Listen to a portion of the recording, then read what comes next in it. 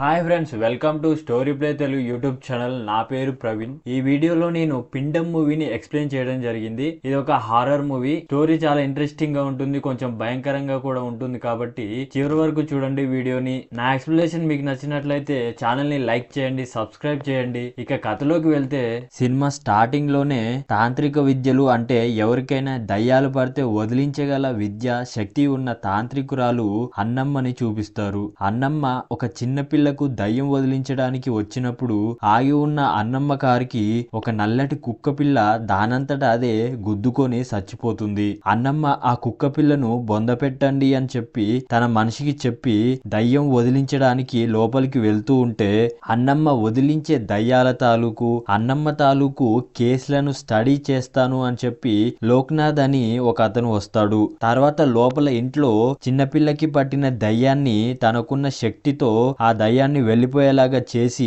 తిరిగి కారులో వస్తుండగా లోక్నాథ్ అన్నమ్మను అడిగిన ప్రశ్నకు అన్నమ్మ ఇలా సమాధానం చెప్తుంది. మనకు కనపడను అన్నిటిని మనం లేవని భ్రమపడుతూ ఉంటాం. అలాగే వస్తువులు కాని మనిషి కాని ఏదైనా అంతమైతే అది పూర్తిగా అంతమైనట్లు కాదు. అది మనకు కనపడని శక్తిగా మన చుట్టూనే ఉంటుంది అని చెప్పి చెప్తుంది. అలా ఇంటికి వచ్చాక లోక్నాథ్ వచ్చి, ఎందుకు మీరు అక్కడ దయ్యం పట్టిన పిల్లను చూసి ఆలోచనలో పడ్డారు? అలాంటి కేసు ఏదైనా గతంలో జరిగిందా? అది మీకు గుర్తుకు వచ్చిందా అని చెప్పి అడిగితే అన్నమ్మ వచ్చి, ఇలాగే గతంలో ఒక కేస్, అది నా జీవితంలో నేను డీల్ చేసిన భయంకరమైన కేసు. అలా 1990లో జరిగిన పిండం అనే దయ్యం కథను అన్నమ్మ చెప్పడం స్టార్ట్ చేస్తుంది. ఈ కథలో ఆంటోనీ అనే ఇతను ఒక పాత ఇంటిని తక్కువ డబ్బులకు అమ్ముతూ ఉంటే కొంటాడు. ఆంటోనీకి ఒక్కతే భార్య, ఇద్దరు కూతుర్లు ఉంటారు. భార్య మేరీ గర్భంతో ఉంటుంది. ఈసారైనా మగపిల్లాడు పుట్టాలని చెప్పి ఆంటోనీ అమ్మ ప్రతిరోజు నసపెడుతూ ఉంటుంది. ఈ ఫ్యామిలీ అంతా ఈ పాత ఇంటికి వస్తారు. ఈ ఇంట్లో ఒక రూమ్ కి తలుపులు తెరవకుండా చెక్కలు కొట్టేసి ఉంటాయి. ఆంటోనీ ఆ చెక్కల్ని తీయించి ఆ రూమ్ లోకి వెళ్లి చూస్తే ఆ రూమ్ లో మొత్తం పాత సామాన్లు ఉంటాయి. ఇంత ముందుకు ఉన్న వాళ్ళ సామాన్లు అయి ఉంటాయి. అయితే ఆంటోనీకి ఇద్దరు కూతుర్లు ఉంటారు. పెద్ద కూతురు సోఫీ, చిన్న కూతురు తారా. తారాకి వినపడదు, అలాగే మాటలు కూడా రావు. ఇంట్లో అందరూ తారాతో సైన్ లాంగ్వేజ్ లో మాట్లాడుతూ ఉంటారు. అయితే ఈ తార ఇంట్లో తిరుగుతూ ఈ పాత సామాన్లు ఉన్న రూమ్ లోకి వస్తుంది. అక్కడ తారాకు భయం కలిగించే విధంగా శబ్దాలేవో వినిపిస్తాయి. వెంటనే తార భయపడి బయటికి వచ్చేస్తుంది. మళ్ళీ తర్వాతి రోజు కూడా తార ఆ రూమ్ ముందు నుండి నడుస్తూ వెళ్తూ ఉన్నప్పుడు ఆ రూమ్ డోర్ దానంతట అదే తెరుచుకుంటుంది. తార రూమ్ దగ్గరగా వెళ్లి రూమ్ లోకి చూస్తే అక్కడ ఉన్న కుర్చీ ఊగుతూ కనిపిస్తుంది. వెంటనే తార భయంతో పరుగు తీసి బెడ్రూమ్ లోకి వచ్చి పరుపెక్కి పడుకుంటుంది. పక్కనే అక్క సోఫీ పడుకొని ఉంటుంది. ఈ రూమ్ లో చిన్నపిల్లల్ని పడుకోబెట్టి పెద్దోళ్ళు వేరే రూమ్ లో నిద్రపోతూ ఉంటారు. తార భయపడుతూనే పడుకుంటుంది. కొంత సమయం గడిచాక తార ఏవో మంత్రాలు చదువుతూ ఉంటుంది. ఆ శబ్దం వినిపించి సోఫీ దిగ్గున లేచి చూస్తే ఎవరు ఉండరు. మాటలు రాని తారానే చదువుతూ ఉంటుంది. కానీ సోఫీ అడిగితే నేను కాదు అని చెప్పి అంటుంది. తర్వాత ఆంటోనీ అకౌంటెంట్ గా పనిచేస్తున్న రైస్ మిల్ ఇంకో 3 నెలల్లో మూసివేస్తున్నాను, నువ్వు ఈ ఇన్కమ్ ట్యాక్స్ పనులన్నీ ఇంకో 2 నెలల్లో ముగించి పనికి రావద్దిక అని చెప్పి మిల్ యజమాని చెప్తాడు. ఆంటోనీ డల్ అయిపోతాడు. రాత్రి దాకా పనిచేసి తిరిగి ఇంటికి వచ్చే సమయంలో స్కూటర్ స్టార్ట్ అవ్వకపోవడంతో నడుచుకుంటూ ఇంటికి వస్తున్న టైంలో అర్ధరాత్రి ఒక్కడే భయపడుతూ ఉంటాడు. అటుగా ఒక వ్యక్తి వస్తే ఆ వ్యక్తితో నాతో తోడుగా వస్తావా అని చెప్పి సహాయం అడుగుతాడు. ఆ వ్యక్తి కూడా ఆంటోనీకి తోడుగా ఇంటి దాకా వస్తాడు. ఇంటి దాకా వచ్చిన వ్యక్తి సడన్ గా మాయమైపోతాడు. ఆంటోనీ షాక్ అవుతాడు. సరే వెళ్ళిపోయి ఉంటాడులే అని చెప్పి అనుకొని బావి దగ్గర మొహం కడుక్కుంటూ ఉంటే ఆ వ్యక్తి కాళ్ళు కనిపిస్తాయి. పైకి చూస్తే మళ్ళీ మనిషి కనిపించడు. ఆంటోనీ భయపడుతూ ఉంటాడు. ఆంటోనీ అమ్మ, భార్య వచ్చి, ఇది కొత్త ప్లేస్ కదా, నువ్వు భ్రమపడి ఉంటావు అని చెప్పి అనుకుంటారు. తర్వాత ఆంటోనీ అమ్మకు కూడా రాత్రి పడుకున్నాక తన చుట్టూ ఎవరో ఉన్నట్లుగా శబ్దాలు వినిపిస్తాయి. కుర్చీలు, సామాన్లు వాటంతట అవే కదలడం వల్ల భయపడుతూ ఉంటుంది. తెల్లారి ఆంటోనీ, నా జాబు పోయేట్టు ఉంది, ఈ పరిస్థితుల్లో 3వ బిడ్డను పోషించడం కష్టం, మేరీకి అబార్షన్ చేద్దామని చెప్పి తన అమ్మతో అంటే ముసలావిడ ఆంటోనీని కొట్టి, ఈసారి మగపిల్లాడు పుడతాడు, మీ నాన్నే పుడతాడు, వాణ్ణి నేను చూసుకుంటా అని చెప్పి కోపంగా మాట్లాడి వెళ్తుంది. మళ్ళీ ఆంటోనీ షాక్ అవుతాడు. తర్వాత తారా, సోఫీ ఆడుకుంటూ ఉంటే ఆ ఇంట్లో పని చేయడానికి ఒక అతను వస్తాడు. అతని చెల్లితో తారా సోఫీ పచ్చిస్ ఆడుతూ ఉంటారు. కానీ ఆ పనివాడి చెల్లి మేరీ చూడకుండానే వెళ్ళిపోతుంది. అదే రోజు రాత్రి తారా మంత్రాలు చదువుతూ ఉంటుంది. ఇది రెండవసారి. ఈసారి సోఫీ లేచి చూస్తే పక్కన తారా లేదు. అటు ఇటు చూస్తే తన ముందుకే వచ్చి తారా మంత్రాలు చదువుతూ దయ్యంలాగా కనిపిస్తుంది. సోఫీ అరుస్తుంది. వెంటనే అందరూ వస్తారు. తారా ఏం తెలియనట్లుగా బిహేవ్ చేస్తూ ఉంటుంది. సోఫీ చెప్పిన మాటలు ఎవరు నమ్మరు. సోఫీ బాధపడుతుంది, భయపడుతుంది. అదే రోజు రాత్రి నిద్రపోతున్న ఆంటోనీకి కూడా ఎవరో అరుస్తున్న శబ్దాలు వినిపిస్తాయి. లేచి ఇల్లు మొత్తం చూస్తూ ఉంటాడు. బయట బావి దగ్గర చూస్తే బావి దగ్గర తారా నీళ్లు చేదుతూ కనిపిస్తుంది. వెంటనే ఆంటోనీ తారా దగ్గరికి వస్తాడు. కానీ అప్పుడు ఆంటోనీ ఇంటి పైకి చూస్తాడు. అక్కడ నలుగురు చిన్నారులు దయ్యాలుగా నిలబడి ఉన్నట్లు కనిపిస్తారు. మళ్ళీ వెంటనే మాయమైపోతారు. మళ్ళీ ఇక్కడ బావి దగ్గర ఉన్న తారా కూడా కనిపించదు. అప్పుడే తారా ఆంటోనీని వెనక నుంచి వచ్చి బావిలోకి తోసేసి వెళ్ళిపోతుంది. పొద్దుగాల మేరీ లేచి చూస్తే ఆంటోనీ బావిలో కనిపిస్తాడు. ఆంటోనీని బయటికి తీస్తే భయంతో తారా వైపుకు చూస్తూ ఉంటాడు. కానీ జరిగిందేది చెప్పడు. తర్వాత రాత్రి లేట్ అవుద్ది రావడానికి అని చెప్పి ఆంటోనీ పనికి వెళ్ళిపోతాడు. ఆ రాత్రి పనివాడి చెల్లె వచ్చి తారాని బయటికి తీసుకువెళ్తుంది ఆడుకోవడానికి అని చెప్పి. మేరీ కంగారు పడుతుంది. తారాని వెతుక్కుంటూ బయటికి వస్తుంది. తారా బయట కనిపించకపోయేసరికి పనివాడి ఇంటికి మేరీ వస్తుంది. మీ చెల్లె ఎక్కడ, తారాని తీసుకొచ్చిందా అని చెప్పి అడుగుతుంది. దానికి పనివాడు అసలు నాకు చెల్లె లేదమ్మా అని చెప్పి షాక్ ఇస్తాడు. చెల్లె లేదా, మళ్ళీ తారాని తీసుకెళ్లింది ఎవరు అని చెప్పి తారాని వెతుక్కుంటూ మేరీ ఆ చీకట్లో నడుస్తూ వస్తూ ఉంటుంది. అయితే తార ఒక్కతే నడి రోడ్డుపై నడుస్తూ ఉంటుంది.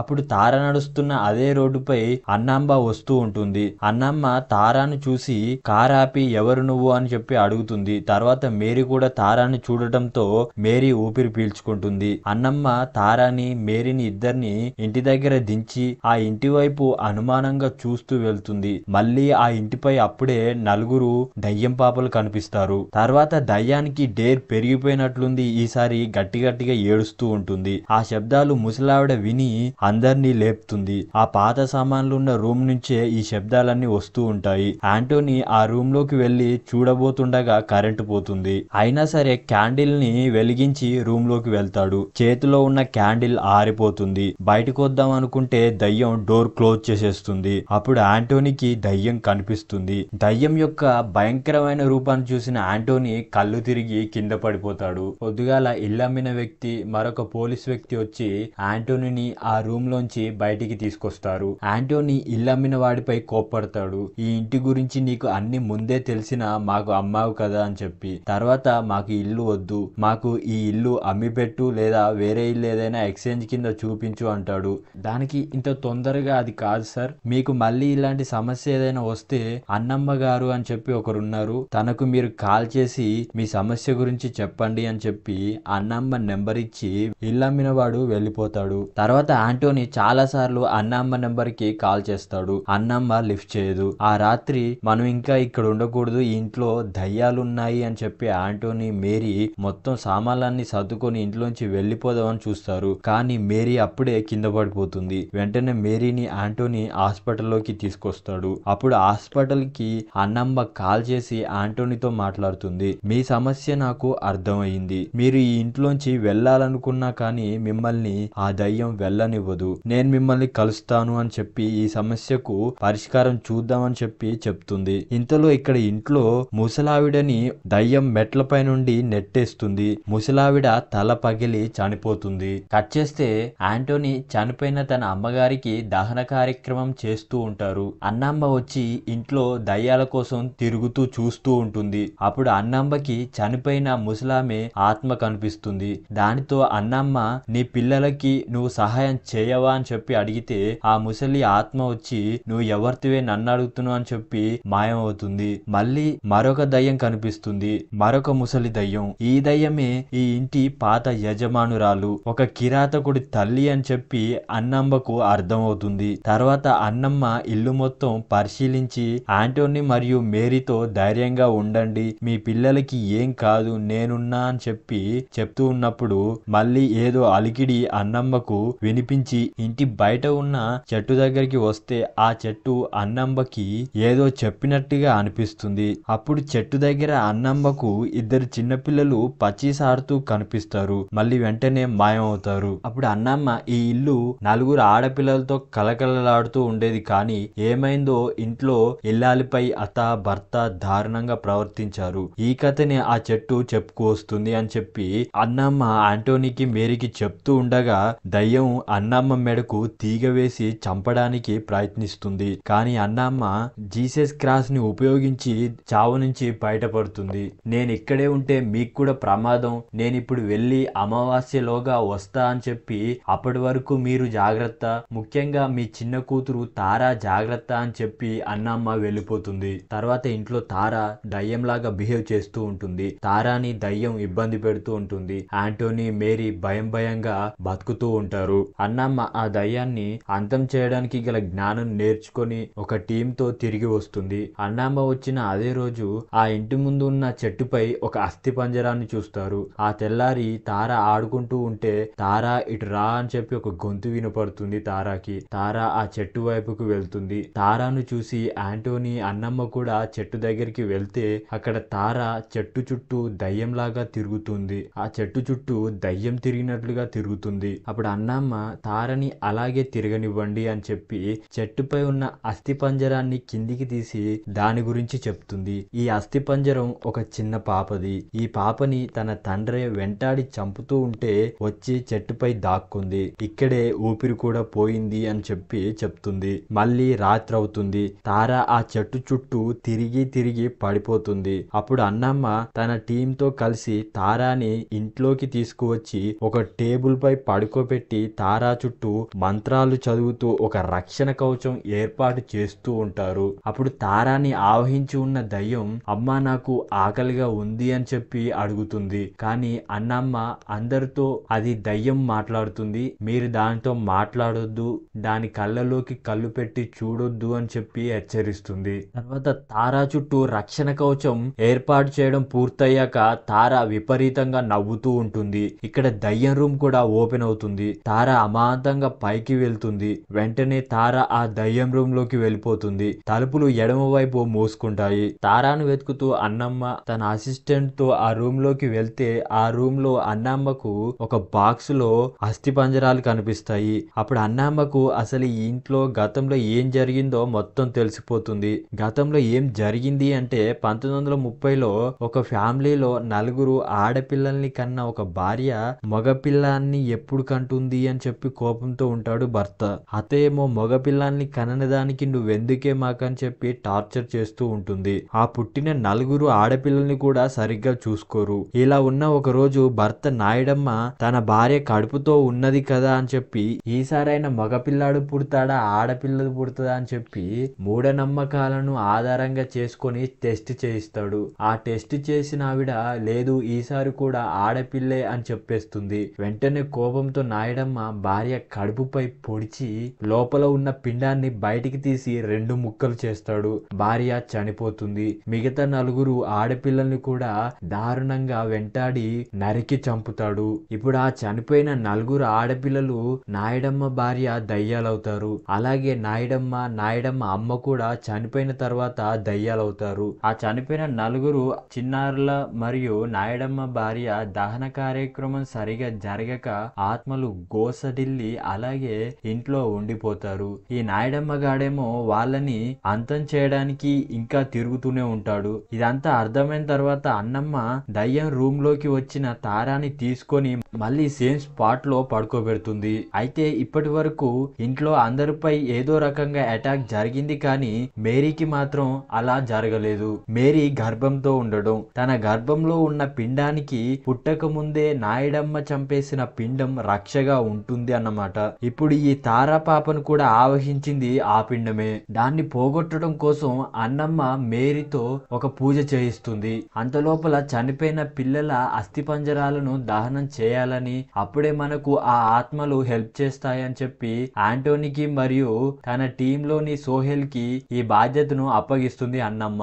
ఆంటోనీ సోహెల్ అస్థిపంజరాలను దహనం చేస్తూ ఉన్నప్పుడు ఈ నాయుడమ్మ దయ్యంగా వస్తాడు. ఆంటోనీ నువ్వు నాతో మాట్లాడు, నా కళ్ళలోకి చూడు అని చెప్పి ఆంటోనీని భయపెడుతూ ఉంటాడు. కానీ ఆంటోనీ మాత్రం అన్నమ్మ ఈ విషయాన్ని విషయాలన్నీ ముందే చెప్పినందున నాయడమ్మని చూడడు. తర్వాత నాయడమ్మ సోహెల్ తో కూడా నా కళ్ళలోకి చూడు అని చెప్పి సోహెల్ ని రెచ్చగొడుతూ ఉంటాడు. రెచ్చిపోయిన సోహెల్ నాయడమ్మ కళ్ళలోకి చూడడంతో నాయడమ్మ దయ్యం సోహెల్ ని ఆవహించి ఇంట్లోకి వచ్చి తారాని చంపుదామని చెప్పి చూస్తాడు. కానీ యాంటోనీ అడ్డుపడతాడు. అప్పుడు నాయడమ్మ యాంటోనీని కొడతాడు. తర్వాత అన్నమ్మ పీక పట్టుకొని చంపడానికి ట్రై చేస్తూ ఉంటే యాంటోనీ వచ్చి నాయడమ్మ తలపై కొడతాడు. అన్నమ్మ నాయడమ్మని వెళ్ళగొట్టడానికి తన మెడలో ఉన్న శక్తిమాలని నాయడమ్మ మెడలో వెయ్యగానే సోహెల్ ని వదిలి నాయడమ్మ వెళ్ళిపోతాడు. తర్వాత తారా నుండి ఆత్మ కూడా వెళ్ళిపోతుంది. అలా ఈ ఇంటి దయ్యం సమస్య తీరిపోతుంది. యాంటోనీ మేరీ చాలా సంతోషపడతారు. అన్నమ్మకు ధన్యవాదాలు చెప్తారు. కానీ నాయడమ్మ కథ మాత్రం పూర్తిగా అంతం కాలేదు. ఈసారి అన్నమ్మని అటాక్ చేయడానికి ప్లాన్ చేస్తాడు. అన్నమ్మతో రిపోర్టర్ గా ఉండి అన్ని విషయాలు తెలుసుకుంటున్న లోక్నాథ్ ను నాయడమ్మ ఆవహిస్తాడు. అంతటితో మూవీ ముగుస్తుంది. ఇది ఫ్రెండ్స్ ఈ వీడియో. నా ఎక్స్ప్లెనేషన్ మీకు నచ్చినట్లయితే ప్లీజ్ సబ్స్క్రైబ్ చేయండి ఛానల్ ని. అలాగే లైక్ చేయడం మాత్రం మర్చిపోవద్దు. వీలైతే మీకు ఎలా అనిపించింది అనేది మీ ఒపీనియన్ ని కామెంట్ చేయండి. Thank you for watching. This is Praveen signing off.